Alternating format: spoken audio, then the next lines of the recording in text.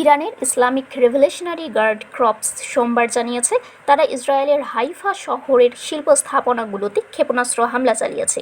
ইরানের একটি পেট্রোকেমিক্যাল কারখানায় হামলার প্রতিশোধ হিসেবে এই আঘাত হানা হয়েছে বলে তারা দাবি করেছে। এক বিবৃতিতে আইআরজিসির জনসংযোগ বিভাগ জানায় তাদের মহাকাশ বাহিনীর সদস্যরা শত্রুপক্ষের হামলার জবাবে এই ক্ষেপণাস্ত্র হামলা পরিচালনা করেছে।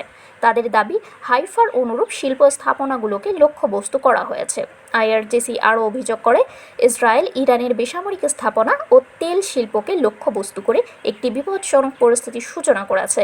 বিবৃতিতে সতর্ক করে বলা হয়, যদি এই ধরনের হামলা অব্যাহত থাকে তাহলে তাদের প্রতিক্রিয়ার পরিধি মধ্যপ্রাচ্যের সব জ্বালানি সম্পর্কিত স্থাপনা পর্যন্ত বিস্তৃত হতে পারে।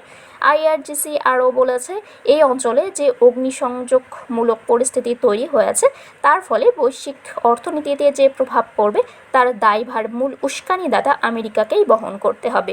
হাইফা ইসরায়েলের একটি গুরুত্বপূর্ণ বন্দর ও শিল্পনগরী, যেখানে তেল শোধনাগার, রাসায়নিক শিল্প এবং অন্যান্য গুরুত্বপূর্ণ অবকাঠামো রয়েছে। শারমিন শিমু, বরেন্দ্র টেলিভিশন।